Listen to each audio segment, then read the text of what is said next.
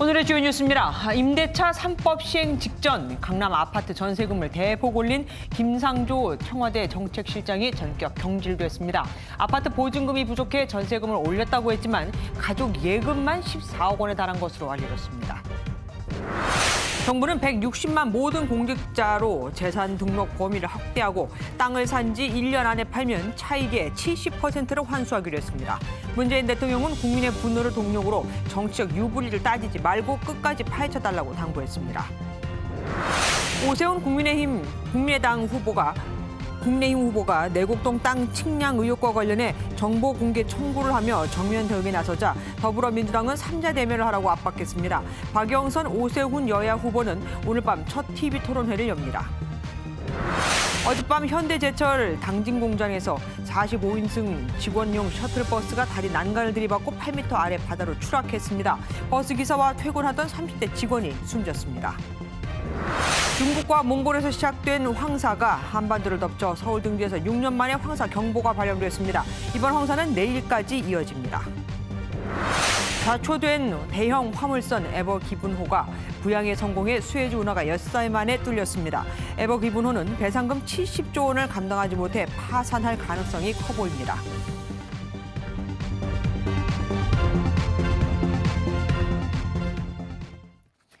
우리나라 공직자 숫자가 얼마나 되는지 아십니까? 무려 160만 명. 그런데 정부는 땅 투기를 막는다며 모든 공직자들에게 재산을 등록하게 한다죠. 여기에 부동산 거래를 수시로 살피는 거래 분석원도 만들 계획입니다. 구위 하위직 공무원들은 우리까지? 라면서 술렁이고 있는데 정부가 여론을 의식해 전체 공직자에게 책임을 돌린다는 불만도 나옵니다. 이병주 기자가 보도합니다. 현재 재산을 등록하고 있는 공직자는 4급 이상 고위공무원과 공공기관 임원 등 23만 명가량입니다. 정부는 재산 등록을 160만 모든 공직자로 확대하기로 했습니다. 부동산 개발 관련 부처나 공기업 직원 등 30만 명이 재산 등록 대상이 되고 업무 관련성이 없는 나머지 모든 공직자 130만 명은 소속 기관의 감사부서에 재산을 등록해야 합니다. 또 부동산 업무를 담당하는 공직자와 그 가족들은 소관 지역에서 부동산 거래를 원칙적으로 제한하기로 했습니다. 부동산 부패가 더 이상 공직사회에 발붙이지 못하도록 철저한 예방 환수 시스템을 구축하겠습니다. 일반 부동산 투기 세력에 대한 감시도 강화됩니다. 개인 금융정보와 과세정보 등을 조회해 부동산 이상 거래를 감시하는 부동산 거래분석원을 신속히 출범시킬 방침입니다. 부동산 불법 대출에 대응하는 특별 조직을 구성하고 부동산 탈세 혐의자에 대한 세무조사도 실시할 계획입니다. 부동산 거래에 지나친 공권력 개입을 우려하는 목소리도 나옵니다.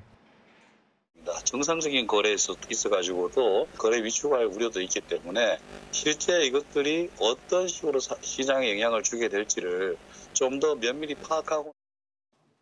공직사회에서는 여론을 의식해 일부 일탈 책임을 전체 공직자들에게 돌렸다는 반발의 목소리도 나옵니다. MBN 뉴스 이병주입니다. 공직자뿐 아니라 일반인들의 투기적 토지 거래도 규제가 대폭 강화됩니다. 땅을 산 지 1년 안에 되팔면 차익의 70%를 환수하고 부동산 투기를 신고하면 지금은 최대 1,000만 원이죠. 앞으로는 최대 10억 원의 포상금을 지급하기로 했습니다. 계속해서 김경기 기자가 보도합니다. LH 직원을 비롯한 외지인들은 지난 2019년부터 그 다음해 초까지 광명시흥 신도시 아닌 과림동 땅을 집중적으로 사들였습니다. 개발 이익을 노린 단기 땅 투기지만 현행 법 규정으론 막을 방법이 마땅치 않습니다. 정부는 앞으로 이주자 택지나 아파트 입주권을 장기 보유자에게 우선 공급해 투기 세력이 얻을 혜택을 줄이기로 했습니다. 이익 환수도 대폭 강화됩니다. 주택 수준으로 단기 보유 양도소득세가 높아지는 겁니다. 땅을 사고 1년도 안 돼 팔면 차익의 70%를 양도세로 거둬 드리기로 했습니다. 토지 대출도 담보 인정 비율 LTV를 적용하는 등 돈줄을 재고 1,000제곱미터 이상 토지를 사면 자금 조달 계획서 제출을 의무화합니다. 물론 일정 규모 이상의 투기 의심 토지 담보 대출에 대해서는 금융기관이 앞으로 신설 예정인 부동산 거래 분석 전담 조직에 통보토록 제도화하여 부동산 투기 신고 포상금도 현행 최대 1,000만 원에서 10억 원으로 대폭 늘릴 방침입니다. 정부는 이번 사태를 촉발한 LH와 관련해서도 신도시 입지조사 업무를 분리시키는 등 혁신 방안을 조만간 공개하겠다고 밝혔습니다. MBN 뉴스 김경입니다. 전해철 행정안전부 장관의 전직 보좌관 아내가 3기 신도시 땅을 투기했다는 의혹과 관련해 경찰이 강제 수사에 착수했습니다. 송전선이 지나가 토지 사용이 제한된 땅인데 굳이 70%를 대출받아 살 이유가 있었을까? 개발 호재로 나중에 땅값이 이렇게 오르리라고 누가 예상을 했을까? 이거죠. 윤규란 기자가 보도합니다.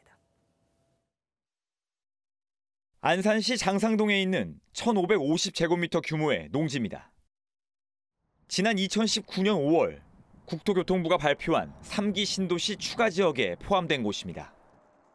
그런데 국토부 발표 한 달 전에 이 땅의 소유자가 바뀌었습니다. 전해철 장관의 전직 지역 보좌관의 부인 A씨였습니다. A씨는 대출을 받아 3억 원에 해당 토지를 사들인 것으로 보이는데 2년여 만에 시세는 2배 넘게 올랐습니다. 최근 국민의힘이 투기 의혹을 제기한 데 이어 한 시민단체가 A씨를 농지법 위반 혐의로 고발했습니다. 70%를 대출받아 매입한 것은 신도시 개발 정보를 이용한 전형적인 땅 투기입니다. 혐의 입증을 위해 그제 해당 전직 보좌관의 자택을 압수수색한 경찰은 오늘은 국토부와 LH 본사, 경기도청과 안산시청 등을 압수수색했습니다. 전해철 장관의 보좌관은 지난 9일 면직 처리됐습니다. 전 장관은 관련 사실을 민주당에 알렸고 당의 처분을 따르겠다고 해명했습니다. 당에서 조사 중에 있습니다. 그러니까 알겠습니다, 제가 장관님. 그 내용에 대해서 이게 투기냐 아니냐라는 것을 제가 알기는 굉장히 어렵고요. 경찰은 압수수색을 통해 확보한 자료를 분석한 뒤 향후 수사 방향을 결정할 방침입니다. MBN 뉴스 윤기란입니다. 전철역이 들어설 지역 인근의 땅과 건물을 40억 원을 빌려 미리 사들인 경기도 포천시 공무원에 대한 영장 심사도 열렸습니다. 이 공무원은 그 지역이 역사가 생기는 건 이미 다 알려진 정보였다며 혐의를 부인하고 있습니다. 박규원 기자가 취재했습니다. 검은 모자와 마스크로 얼굴을 가린 남성이 법원을 걸어 나옵니다. 부동산 투기 의혹을 받고 있는 경기도 포천시 공무원 A씨에 대한 영장실질심사가 오늘 오전 열렸습니다. 내부정보 이용해서 토지 거래한 혐의 인정하셨습니까? A씨는 지난해 9월 업무상 취득한 정보로 땅과 건물을 사들여 투기한 혐의를 받고 있습니다. A씨가 40억 원을 빌려 매입한 땅과 건물은 포천에 위치한 광역전철역 예정지 인근입니다. 현재 법원의 몰수보전 결정으로 이 땅과 건물은 임의로 처분할 수 없는 상태입니다. A씨는 해당 지역에 역사가 생기는 건 이미 다 알려진 정보라며 줄곧 혐의를 부인해왔습니다. LH 의혹에서 시작된 전방위 투기 의혹 수사에서 구속영장이 청구된 건 이번이 처음입니다. 법원의 결정에 이목이 집중된 가운데 A씨에 대한 구속영장이 발부되면 정부합동특별수사본부의 수사에도 탄력이 붙을 것으로 보입니다. MBN 뉴스 박규원입니다. 전세금을 올려받은 건 살고 있는 집에 보증금이 올라 이것을 충당하기 위해서였다. 임대차법 시행을 이틀 앞두고 전세금을 올린 김상조 청와대 정책실장. 심지어 부동산을 제외하고 가족 예금만 14억 원이 있었기에 돈이 모자랐다는 건 맞지 않는다는 논란이 일고 있습니다. 결국 김 실장은 사실상 경질됐습니다. 조창훈 기자입니다. 문재인 대통령이 김상조 정책실장을 경질하고 후임에 이호승 경제수석을 임명했습니다. 문재인 대통령은 오늘 대통령 비서실 정책실장에 이호승 현 경제수석 비서관을 임명했습니다. 김 실장이 임대차 3법 시행 직전 부부 소유의 강남 아파트를 재계약하면서 전세금을 14% 넘게 올렸다는 보도가 나온 데 따른 겁니다. 임대료 상한선을 5%로 정한 임대차법 적용을 피하기 위한 꼼수가 아니냐는 비판이 쏟아졌고 김 실장은 결국 고개를 숙였습니다. 부동산 투기 근절을 위해 총력을 기울여야 할 이 엄중한 시점에 국민들께 크나큰 실망을 드리게 된 점 죄송하기 그지없습니다.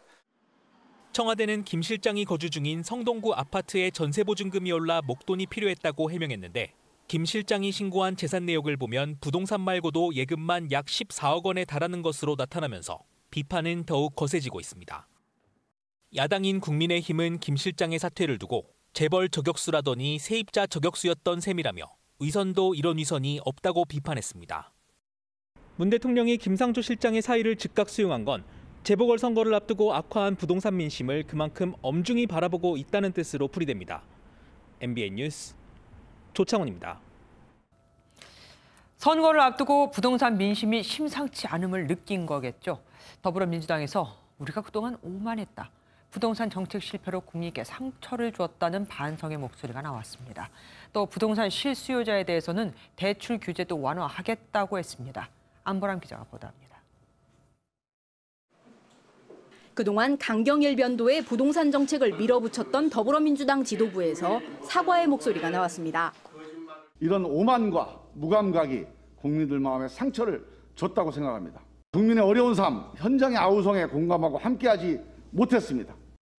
여당이라면 모든 것을 잘해야 하고 티끌 같은 잘못도 태산같이 받아들여야 합니다. 4.7 재보궐선거가 10일도 채 남지 않은 가운데 지지율 격차가 확대되자 몸을 바짝 낮춘 겁니다. 민주당은 예정에 없던 기자간담회를 열고 실수요자에 한해 대출 규제를 완화하겠다고도 했습니다.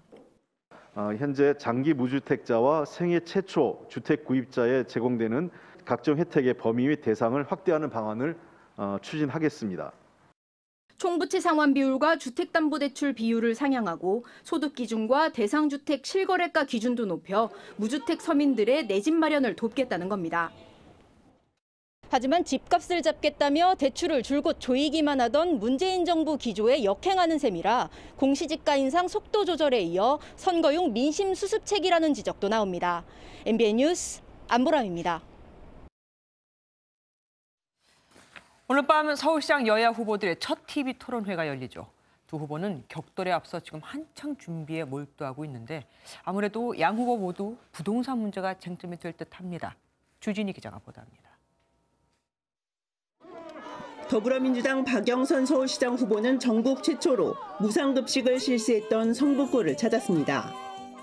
그때 구청장이 저였습니다. 이 좋은 정책을 서울시 전체에서 실시하자고 의결한 후 거부권을 행사하고 끝내는 시장직을 던진 사람이 누굽니까? 오세훈 당시 서울시장이 무상급식을 반대했다 사퇴했다는 점을 부각시킨 것으로 동시에 중소기업과 청년 정책도 내놨습니다. 서울시 공공주택 물량의 5%를 중소기업 장기 재직 근로자에게 배정을 해서 중소기업 재직 근로자의 내 집 마련 꿈을 앞당기도록 하겠습니다, 여러분. 반면 국민의힘 오세훈 후보는 오전에 라디오 인터뷰 외에는 일절 외부 일정을 잡지 않고 TV 토론 준비에만 몰두했습니다. 25개 자치구 중에서 24개가 민주당 구청장인 게 제일 치명적이고요, 저희한테는. 지지율이 좀 앞선다고 해서 절대 쉽게 생각하면 안 된다는 점을. 김종인 비대위원장이 선거운동을 띄웠는데 박영선 후보에게 과거 큰별이 될 수 있겠다는 발언을 했냐는 질문에 정색을 했습니다. 그런 얘기 한 적이 없어요. 그런데 이 박영선이가 지금 급하니까 지금 뭐 별의별 소리를 다 하는 것 같아. 그 별이라는 건 아무한테나 하는 소리가 아니라고. 오늘 밤 열리는 첫 TV 토론에서는 박원순 전 시장의 성추행과 부동산 정책, 내곡동과 도쿄 아파트를 두고 거센 공방이 예상됩니다. MBN 뉴스 주진입니다. 내곡동 땅을 측량할 때 국민의힘 오세훈 후보가 와 있었다는 의혹에 오 후보 측은 국토정보공사에 입회인 정보공개 청구를 신청했습니다. 민주당은 선거까지 버티려는 거라며 당시 목격자들과 3자 대면을 하라고 압박했습니다. 노태영 기자입니다. 내곡동 땅 측량 현장에 국민의힘 오세훈 서울시장 후보가 함께 있었다는 주장에 대해 오 후보 측은 국토정보공사에 정보 공개를 신청했다고 밝혔습니다. 오 후보 측은 16년 전에 있었던 일로 기억이 엇갈리는 만큼 입회인이 누구였는지 서류로 확인하면 된다고 주장했습니다. 당시에 그 측량 관련 그 현황 보고서가 있을 겁니다. 거기에는 누가 측량을 의뢰했는지 또 현장에 누가 입회했는지가 다 기록이 돼 있을 거예요. 예. 더불어민주당은 오 후보를 봤다는 측량팀장과 경작인과 3자 대면을 요구하고 사퇴 약속을 지키라고 압박했습니다. 서울 시민들 앞에 당당히 서서 1차 증인 경작자, 2차 증인 측량팀장과 3자 대면할 것을 요구합니다. 양심 선언 나오면 후보 사퇴하겠다. 서울 시민과의 약속 꼭 지키십시오. 국민의힘은 내곡동 측량 보도와 관련해 해당 방송사에 편파 보도라고 항의했고 일방적으로 오세훈 후보를 흠집내기식 보도를 하고 반대로 박영순 후보에 대해서는 각종 의혹에 침묵하는 등 노골적으로 선거에 개입하는 식의 보도. 민주당은 언론 탄압을 중단하라며 내곡동 문제 제기는 합리적인 의심이라고 반박했습니다. 후보에 대한 합리적 문제 제기나 정당한 비판은 정치 집단의 의무입니다. 그것을 네거티브라고 규정하는 것 자체가 네거티브입니다. 국토정보공사의 측량 입회인 정보 공개에 걸리는 시간은 최소 10일에서 15일. 빨라도 선거일이 지난 다음 달 9일에야 나올 것으로 예상되는 만큼 지루한 사실 공방은 계속될 전망입니다. MBN 뉴스 노태현입니다. 하도 네거티브 공방이 계속 이어지다 보니 정작 중요한 정책은 잘 안 보이죠. 그래서 더불어민주당 박영선, 국민의힘 오세훈 서울시장 후보의 주요 공약을 살펴보는 시간을 마련했습니다. 먼저 대표적이죠. 유아 돌봄 공약의 장단점부터 보시겠습니다. 신재우 기자가 살펴봤습니다. 박영선, 오세훈 후보는 유아 돌봄 정책도 발표했습니다. 박 후보는 유치원 무상급식을, 오 후보는 국공립 어린이집 50% 확대를 전면에 내걸었습니다.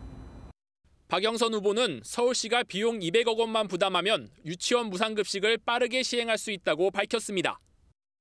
엄마 같은 시장이 돼서 서울시 공립, 사립 유치원 소속 7만 5천 명의 어린이에게 중식, 간식, 우유를 무상으로 제공하겠습니다.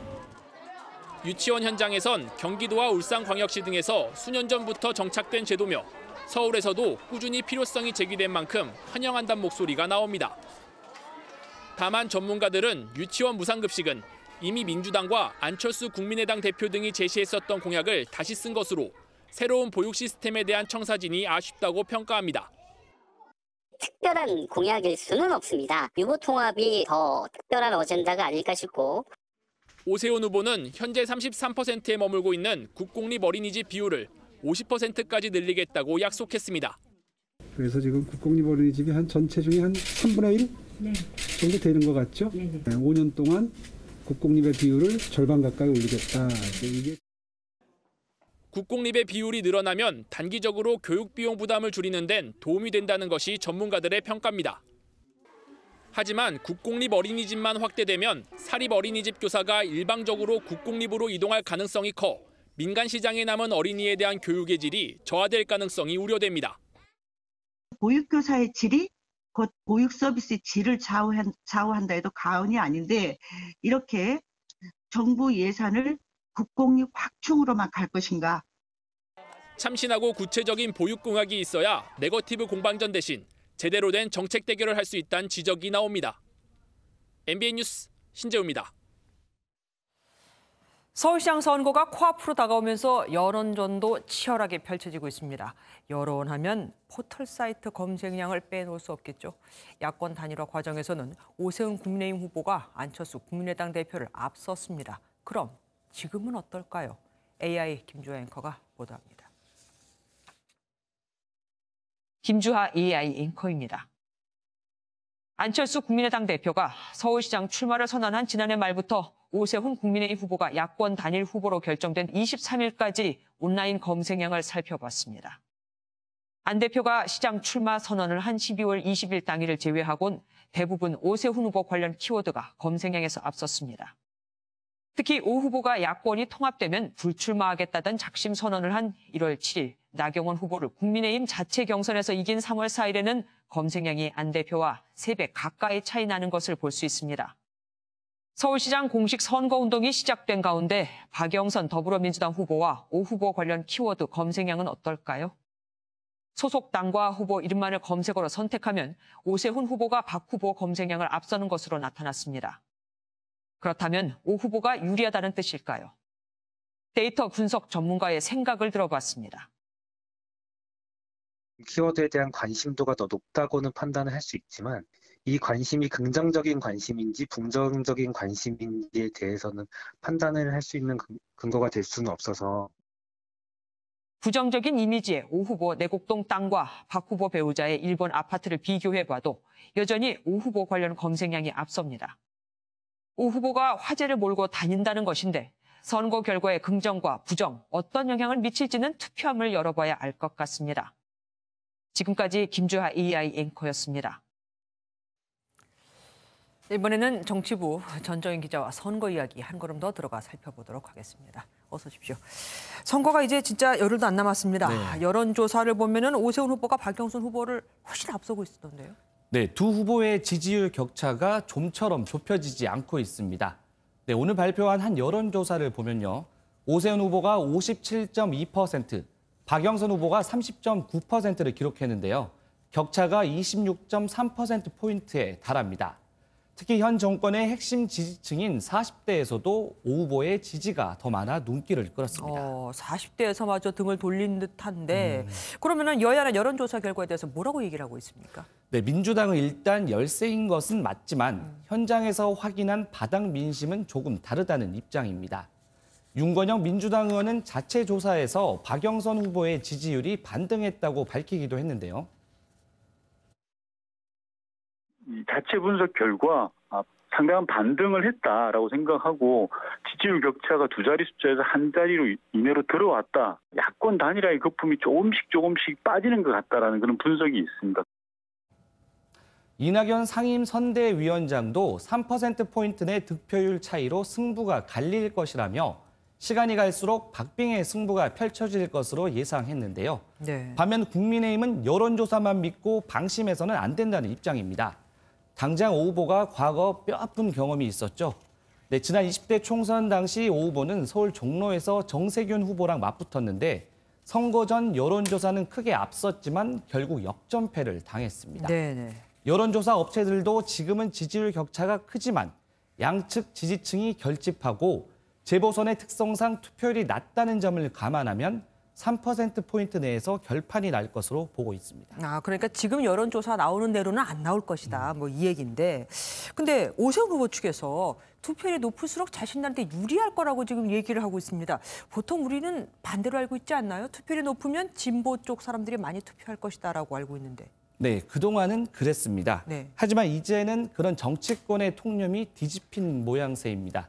투표율 변동폭이 큰 2030 세대를 진보 성향으로 보기 어렵기 때문인데요. 실제 각종 여론조사 2030 지지율에서 오 후보가 박 후보를 크게 앞서고 있습니다.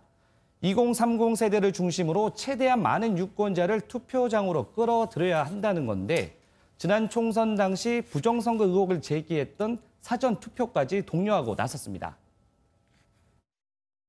사전투표에 대해서 의심을 가지지 마시고 모두 연락하고 하셔서 사전투표에 적극 임해 주실 것을 부탁을 드립니다. 그러니까 젊다고 해서 진보고 나이가 들었다고 보수고 이렇게 나눌 수는 없다. 이렇게 얘기가 나오는 거네요. 이번 재보선판에 윤석열 전 총장이 어떻게 또 등장할 것이냐도 관심이었는데 오늘 첫 또 메시지가 나왔습니다. 네, 한 언론과의 인터뷰를 통해 이번 선거를 상식과 정의를 되찾는 반격의 출발점이라고 말했습니다. 이번 선거를 성범죄 때문에 치르는 선거로 규정하고 투표를 통해 심판해야 한다고 강조했는데요. 차기 대권 지지율 고공행진을 이어가고 있는 윤 전 총장이 사실상 국민의힘에 힘을 실어준 겁니다. 네. 이에 대해 민주당은 공개적인 발언은 자제하고 있지만 선거 개입에 대해 불쾌한 감정을 숨기지 않고 있습니다. 그러면 윤 전 총장이 선거 유세나 뭐 이런 도움 주는데 나타날 수도 있을까요? 일단 그 질문에는 지금 특별한 계획을 갖고 있지는 않다고 답했습니다. 다만 야권에 힘을 실어주는 역할은 어떤 식으로든 계속될 것으로 보이는데요. 김영석 교수님을 만났던 것처럼 중도층에 어필할 수 있는 상징적인 분을 만날 것 같다라는 생각도 들고 정부 정책에 대한 본인의 원론적인 입장을 얘기함으로써 야당에 힘을 실어주는 모양새를 취합니다. 당장 재보선이 끝나면 차기 대권 레이스가 본격화될 텐데 재보선에서 본인의 존재감을 부각시키는 역할을 할 수밖에 없다는 겁니다. 네. 윤 전 총장을 지지하는 모임인 윤사모가 이틀 전 창당 발기인 대회를 열었고요. 야권 잠룡 중 한 명인 유승민 전 의원은 오늘 윤 전 총장에게 국민의힘에 들어와 함께 경쟁하자며 대권 레이스에 불을 붙였습니다. 지금 우리 재보궐선거만 생각하느라고 대권이 이제 또 1년도 안 남은 걸 참 잊어버리고 있었습니다. 네. 아이고, 알려주셔서 감사합니다. 지금까지 정치부 전정희 기자와 함께했습니다. 아동 학대 사건이 또 발생했습니다. 이번엔 외국인 엄마가 생후 7개월 된 딸의 얼굴을 주먹으로 때리고 머리 위로 들어올려 방바닥에 내던졌는데 현재 이 아이는 뇌사 상태입니다. 뇌의 75%가 손상됐다고 하네요. 정치홍 기자입니다. 전북 익산의 한 아파트입니다. 2년 전 지인의 소개로 한국인 남편과 결혼한 외국인 A씨는 지난해 8월에 낳은 딸을 올해 초부터 학대했습니다. 오줌을 자주 싸고 울고 보챈다는 게 이유였습니다. 주먹으로 아이의 얼굴을 때리고 방바닥에 던지기까지 했습니다. 아이가 깨어나지 못하자 A씨는 인근 소아과를 거쳐 대형 병원으로 갔지만 아이는 이미 소생이 어려운 상황이었습니다. 소아과에서 아기 반응이 없다고 원광대 병원 이송요함 그 내용이 들어온 것이었습니다. 진단 결과 아이는 이미 광범위한 뇌손상에 따른 뇌사 상태였습니다. 현재 인공호흡기에 의지하고 있지만 생명이 위독한 것으로 알려졌습니다. 경찰은 20대 외국인 엄마를 긴급 체포했습니다. 나는 직장에 다니고 착실한 줄 알았는데 여자는 항상 집에 있어요. 경찰은 A씨가 말도 통하지 않는 한국에서 홀로 아이를 키우다 스트레스가 쌓이면서 범행을 한 것으로 추정하고 있습니다. 신부모의 도움을 좀 받으려고 했는데 코로나로 인해서 입국하지 못하게 되면서 이제 급격하게 스트레스를 받은 걸로. 경찰은 내일 살인미수 혐의로 친모를 구속 송치하고 남편의 범행 가담 여부에 대해 추가 수사를 벌이기로 했습니다. MBN 뉴스 정춘우입니다. 어젯밤 현대제철 당진 공장 내 부두에서 통근버스가 8m 다리 아래로 추락했습니다. 3교대의 오후 근무제를 태워 집으로 데려다주는 길이었습니다. 김명현 기자가 보도합니다. 버스가 바닷물에 반쯤 잠겨있고 주변을 소방대원들이 수색하고 있습니다. 곧이어 특수 견인차가 동원돼 버스를 견인합니다. 현대제철 당진공장 내부 도로를 달리던 45인승 통근버스가 8m 높이의 교각 아래로 추락했습니다. 당시 통근버스 9대가 줄지어 이동하고 있었는데 중간에 있던 버스가 좌회전하던 중 교각 난간을 들이받았습니다. 사고 충격이 얼마나 컸던지 버스가 들이받은 가드레일이 아예 잘려져 나갔습니다. 이 사고로 버스에 타고 있던 40대 운전기사와 현대제철 소속 30대 직원이 현장에서 숨졌습니다. 해당 버스는 3교대 오후 근무자를 태워 집으로 데려다주는 과정에서 사고가 났습니다. 당시 버스는 공장 내 제한 속도인 시속 30km 이하로 달린 것으로 확인됐습니다. 과속도 아니고 그 이대로 달린 걸로 지금 보이는데요. 뭐 그것도 그렇게 세게 돈 것도 아니고. 해경은 버스에 설치된 블랙박스를 봉헌해 정확한 사고 원인을 조사할 계획입니다. MBN 뉴스 김영현입니다. 영화배우 박중훈 씨가 음주운전을 한 혐의로 또 경찰에 적발됐습니다. 당시 혈중 알코올 농도는 면허 취소 기준의 2배 이상이었는데 대리기사를 보내고 본인이 주차장으로 차를 몰았다고 합니다. 손기준 기자가 보도합니다. 지난 26일 밤 10시 20분쯤 서울 삼성동의 한 아파트 단지 지하 주차장에 경찰이 출동했습니다. 신고자는 다름 아닌 아파트 경비원. 입주민 차량이 아닌 게 주차장에 있어 가보니 한 남성이 있었고 술 냄새가 난다는 내용이었습니다. 출동한 경찰이 확인해 보니 이 남성은 유명 영화배우 박중훈 씨였습니다.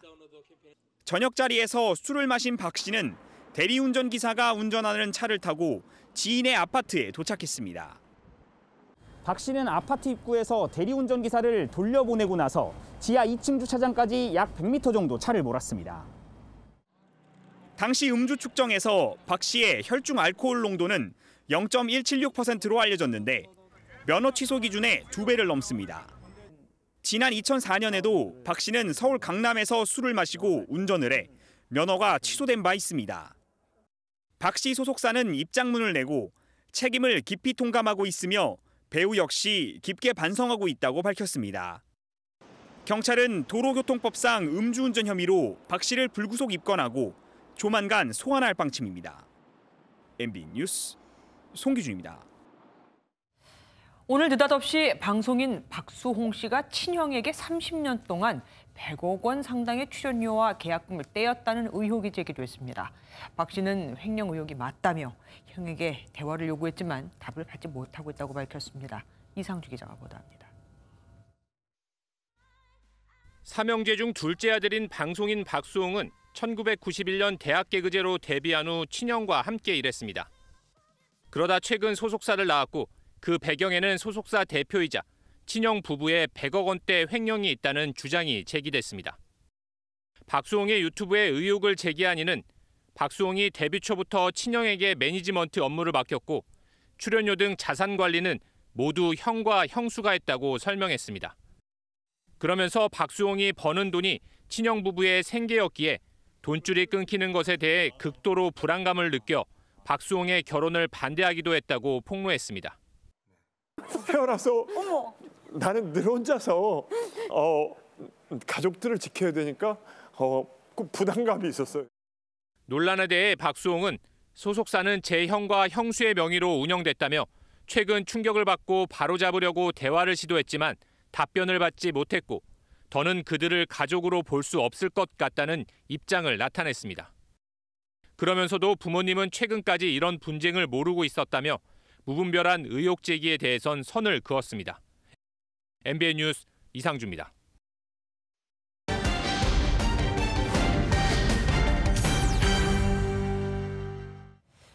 마약 범죄는 10명 중 9명이 다시 마약을 할 정도로 재범률이 높지만 이상하게 우리나라에선 수감 기간에 이들을 치료하지 않습니다. 그냥 격리만 하고 이러다 보니 출소하는 길에 다시 마약을 하는 일명 출소뽕도 여전합니다. 그런데 더 이상한 건 마약 사범을 치료하는 치료감호소는 텅 비어 있다는 겁니다. 포커스M 조동욱, 김보미 두 기자가 준비했습니다. 교도소 내에서 무슨 교육을 받고 치료를 받는 게 아니고 사람이 생기욕 사는 거죠. 차를 갖고 데리러 와요. 딱 나와서 차를 타는 순간 약을 주는 거죠. 굉장히 많죠. 아주 많습니다, 정말. 그러니까 1년, 2년 교도소에 있다 하더라도 출소뽕이라고 해서 그동안 수고했어. 그러고 나올 때 교도소 문 앞에서 한번 준단 말이에요. 그래서 그거는 수감을 통해서 해결할 수 있는 문제가 아니에요. 치료를 해야 되는 거거든요. 공주에 위치한 법무부 치료감호소. 마약 투약 범죄를 저지른 마약 사범들이 교도소 대신 수감돼 치료를 받을 수 있는 유일한 기관입니다. 이곳에 수감된 인원은 현재 15명. 마약 사범으로 수감된 재소자 중 1%도 되지 않고 오히려 치료감호소에서 근무하는 의사와 간호사 숫자가 재소자들보다 많습니다. 왜 이런 일이 발생하는 걸까? 그럼 검사가 치료감호를 청구해서 선고를 해야 되는데 청구가 적으니까 치료감호를 좀 보내달라 그래도 잘 안 보내줘요. 문제는 치료가 필요한 중증 약물 중독자들 대부분이 치료감호소가 아닌 교도소에 수감되면서 재범률이 더욱 높아지고 있다는 겁니다. 교도소만 들어가서 살 때는 그냥 먹고 자고 그거 말고는 특별히 없죠. 거의 100%죠. 그냥 계속 왔다 갔다 한 거예요. 교도소에 수감된 마약 사범도 약물 치료와 교육을 받도록 지난해 말 개정됐지만 대부분 16시간의 기본 교육을 받는 데 그칩니다. 전문가들은 지금과 같은 단순구금 정책으로는 늘어나는 마약 수요를 통제하기 어렵다고 지적합니다. 다 범죄자니까 교도소에 수감하고 벌을 주면 된다. 근데 이게 전 세계 실패했습니다. 점점점 환자만 많아지고 중독자만 양산하는 결과가 됐어요. 구금으로는 해결할 수 없다. 그거를 근본적으로 막는 방법은 치료하는 겁니다. 그렇다면 이들은 출소 사회에선 어떻게 살아가고 있을까요? 밖에선 약물 중독 치료가 잘 이루어지고 있는지 따라가 봤습니다. 다 맞고 죽어야 되겠다고 생각을 해서 집에 있는 양을 다 투약했어요. 먹고 일어났는데 이제는 이렇게 살면 안 되겠다 싶은 거예요. 취재진은 여러 마약 경험자를 만났는데 깊은 우울감에 빠져 극단적 선택을 시도한 사람 등 치료가 절실한 사람들이 많았습니다. 초범 때 이제 교도소를 갔다 오고 나서 이제 지병이 급격하게 악화돼 버리는 바람에 이제 장애가 좀 생겼죠. 절망감에 사실은 다시 또 약물에 손을 대게 됐어요. 멈출 수가 없었던. 하지만 국내엔 아직 이들에게 필요한 재활과 치료를 제공할 시설 등이 부족합니다. 교육을 잘 받으셨는데 이후에 갈 데가 없어서 이제 연계 처리가 안 되기 때문에 서비스가 종결되는 거죠. 그럼 다시 이제 재발의 위험들이 있을 수 있고, 중독은 만성적인 질병이고 계속 진행하는 질병이거든요. 나 회복했어 그리고 단약하고 딱 끝나지가 않아요. 재활치료를 담당하는 마약중독재활센터는 서울과 부산 2곳에 불과하고 치료보호시설로 지정된 의료기관도 전국에 21곳뿐입니다. 이마저도 이용자 수가 줄어들고 있고 최근 4년간 실제 마약 환자를 치료한 병원은 5곳도 되지 않습니다. 정부가 치료보호 사업 예산으로 환자 진료비를 전액 지원해주고 있지만 환자가 몰리는 인천 참사랑병원은 지자체 예산이 부족해 지난해에만 1억 가까이 미지급됐습니다. 또 전문 인력이 부족해 약물 중독 환자를 받을 여건이 안 되는 일부 병원들은 아예 진료를 거부하는 일도 벌어집니다. 그냥 일반적인 보험 수가를 지원해주기 때문에 기본적으로 시설도 안 돼 있죠. 인력도 훈련된 인력들을 훨씬 더 많이 써야 되는데 그런 사람도 없죠. 중독자 치료에 헌신해야 되겠다. 그런 동기가 별로 없어요. 마약 환자들이 약물 중독에서 벗어날 수 있도록 수감 단계부터 출소 후 관리로 이어지는 치료 시스템이 필요하다는 지적입니다. 포커스M이었습니다. 올해 서울 여의도 벚꽃 축제는 코로나19 탓에 추첨에 당첨된 2,500명에게만 개방이 되죠. 사흘 뒤인 목요일부터 신청이 시작됩니다. 워낙 인기가 많아 암표를 구하려는 움직임이 벌써부터 시작됐는데 이 암표를 갖고도 입장할 수 있는 걸까요? 정주영 기자가 알아봤습니다. 서울 여의도 벚꽃길 윤중로입니다. 벚꽃 축제를 앞두고 봄의 전령사 벚꽃이 활짝 폈습니다. 생각보다 너무 예쁘고 활짝 펴가지고 진짜 봄이 온 것 같아요. 올해 여의도 벚꽃은 4월 초가 절정인데요. 이곳 윤중로를 무작정 찾았다가는 벚꽃을 볼 수가 없습니다. 무작위 추첨을 통해 제한적 관람이 이루어지기 때문으로 바늘구멍을 뚫으려면 홈페이지에 접속해 사전 신청을 해야 합니다. 첫 신청일은 오는 목요일입니다. 모두 3차례에 걸쳐 관람할 날짜별 시간별로 입장 신청을 받습니다. 7일간 전체 관람객 3,500여 명 중 1,000여 명은 사회적 약자에 배정돼 실제 입장할 수 있는 일반인은 2,500명 수준입니다. 입장권은 본인을 포함해 4명까지 서울 시민은 물론 전 국민이 신청할 수 있습니다.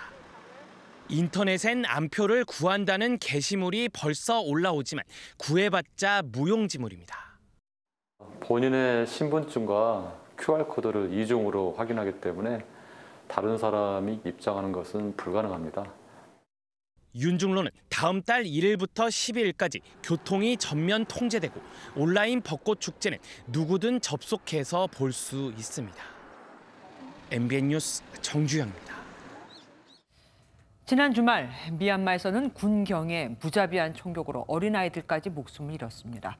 군인에게 총상을 입은 남성을 살아있는 채로 군인들이 불에 태웠다는 진술까지 나오고 있는데 소수민족 무장 세력이 군부에 맞서면서 내전 우려도 나오고 있습니다. 전민석 기자가 보도합니다. 집 앞에서 놀던 1살배기 아이가 눈에 고무탄을 직격당했습니다. 차갑게 식어버린 아들을 아는 아버지는 절규합니다. 나 내놔라! 나 내놔라! 미얀마 군경은 장례식에서도 총을 난사하고 부상자를 산채로 불태우는 등 사실상 테러를 일삼고 있습니다. 지난 주말에만 최소 120명이 숨져 사망자는 460명을 넘었습니다. 군부의 만행에 비폭력 저항으로 시작된 민주화 운동이 내전으로 치닫는 양상입니다. 소수민족 무장단체들은 민주임시정부와 협력해 본격적인 투쟁에 나섰습니다. 무장단체가 국경에 정부군 초소를 습격해 점령하고 포로를 잡은 영상도 공개됐습니다. 시민들도 활과 화염병으로 무장하고 있습니다. 미인대회에 참가한 미스 미얀마는 국제사회에 도와달라고 눈물로 호소했습니다. 100 innocent people, young women and children risk their life. If the situation is happening in somewhere. 바이든 미국 대통령은 학살극으로 치닫는 군경의 행태에 너무나 충격적이라고 평가했습니다. MBN 뉴스 전민석입니다. 수에즈 운하에서 강풍에 좌초된 대형 화물선 에버 기분호가 마침내 부양에 성공해 항로가 뚫렸습니다. 엿새 만에 들려온 반가운 소식이지만 이번 사고로 눈덩이처럼 불어난 피해액은 누가 물어줘야 하는지 치열한 공방이 예상됩니다. 신혜진 기자가 보도합니다. 수에즈 운하에 자초돼 백기를 마비시킨 대형 화물선 에버 기분호. 뱃머리가 제방에서 빠져나와 물길과 평행한 방향에 놓였습니다. 밤낮 없이 진행된 예인 작업 끝에 현지 시각 오전 4시 40분쯤 마침내 에버 기분호를 물에 띄우는 데 성공했습니다.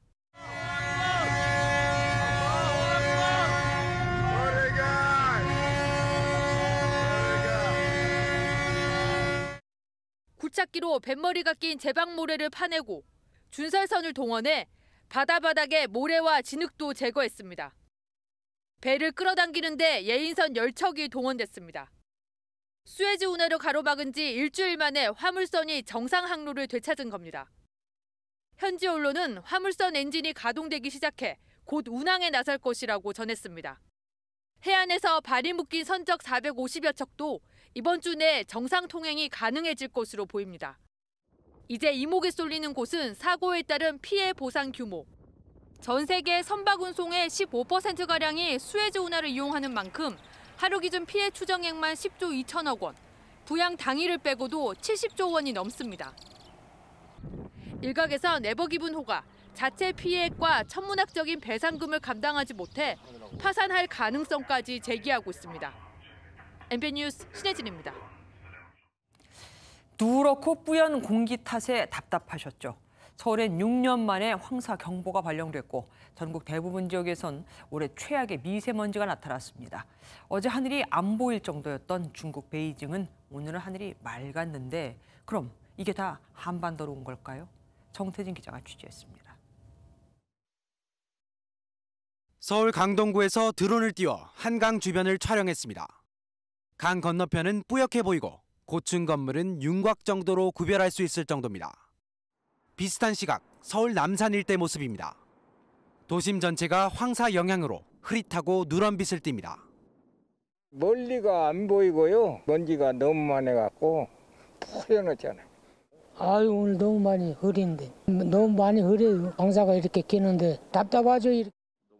서울을 비롯한 수도권엔 2015년 이후 6년 만에 황사 경보가 발효됐습니다. 강원도 일부 지역을 제외한 전국 대부분 지역에도 황사 경보가 내려졌습니다.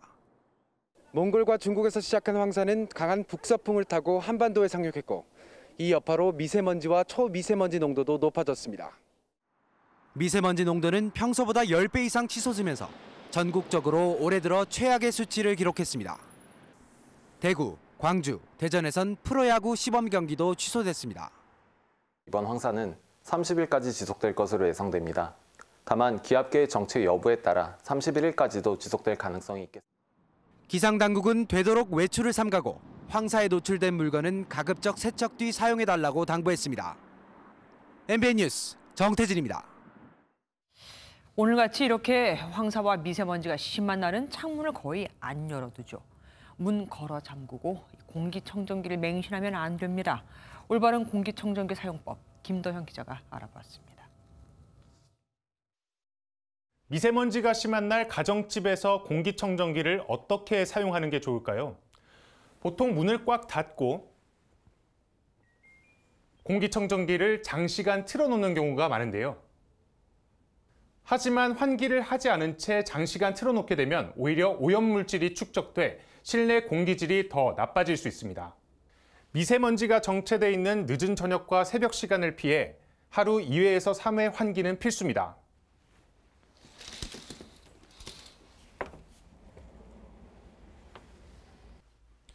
요리를 할 땐 미세먼지가 많이 발생하기 때문에 환풍기는 꼭 켜둬야 합니다.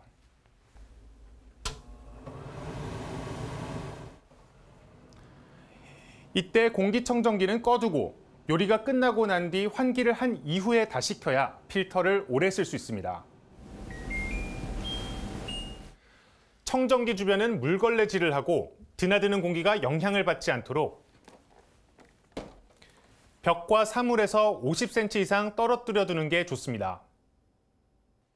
실내 공기질 개선을 위해선 주방이나 화장실의 환풍기를 일정 시간 가동하는 것도 한 방법이라고 전문가들은 조언했습니다. MBN 뉴스 김도형입니다.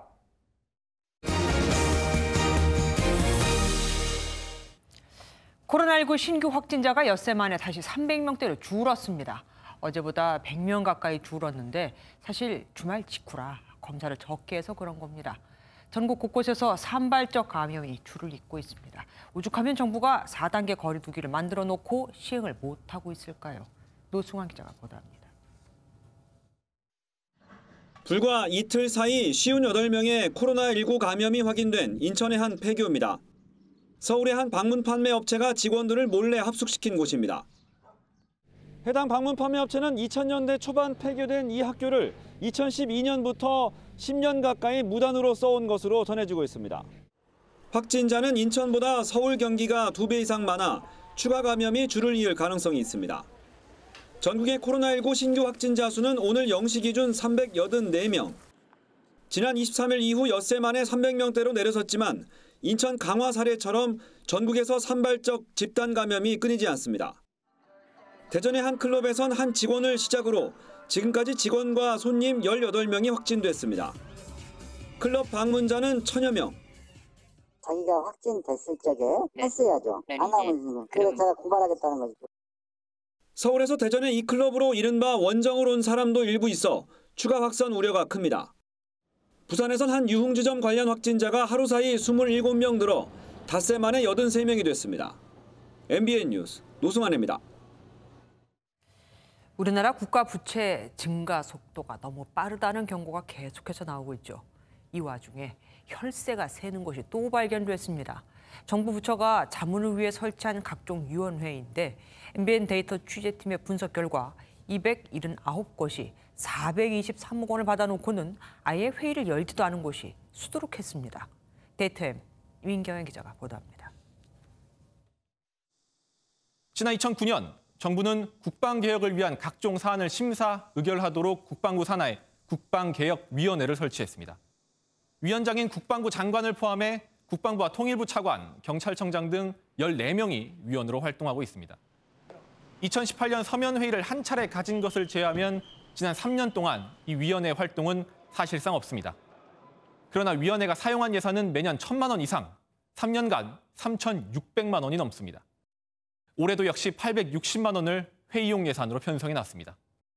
회의 개최 실적이 최근 2년 정도에 없었지만 다른 회의가 많이 있거나 지원하는 식으로 써진 거죠. 꼭 위원회가 아니고.